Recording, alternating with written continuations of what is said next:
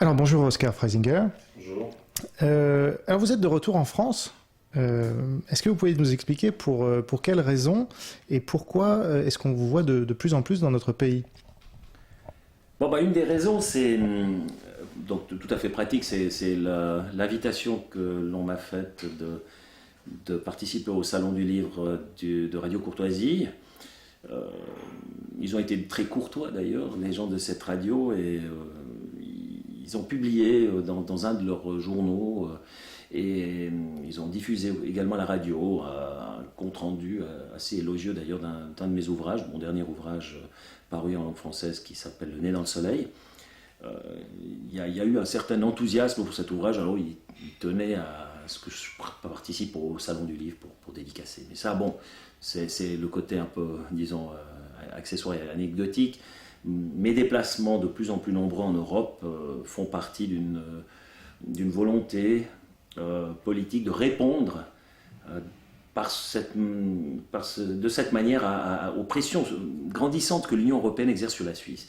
Je crois que l'Union européenne se comporte effectivement un peu comme un empire, pas comme un partenaire respectueux.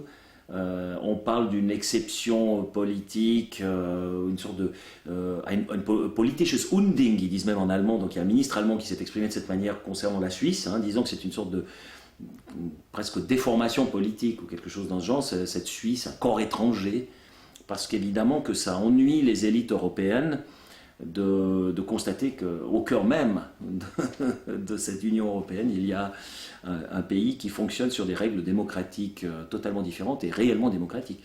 Alors, puisqu'ils font de la pression, puisqu'ils essaient de nous faire peur, et au mieux nous faire disparaître en tant qu'exception politique, eh bien je vais essayer de propager cette manière de définir le rapport entre le citoyen et l'État, qui est unique au monde, donc de semer, si on veut, les semences de la démocratie directe un peu partout dans l'Europe.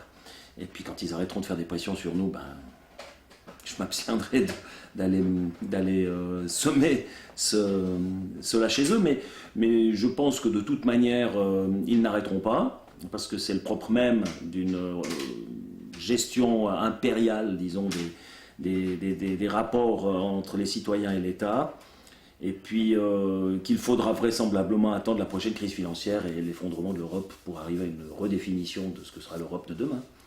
Mais en attendant, je m'aperçois que l'écho est positif, il y a une attente très très forte des gens, il y a un ras-le-bol, les gens ne s'identifient plus avec l'action du monde politique dans l'Union européenne, les gens en ont assez de se faire dicter tout par une sorte de structure abstraite qui décide par-dessus leur tête. Et donc, c'est vrai que l'accueil pour la démocratie directe est toujours très chaleureux. Donc, je pense qu'il y a un terrain à conquérir là.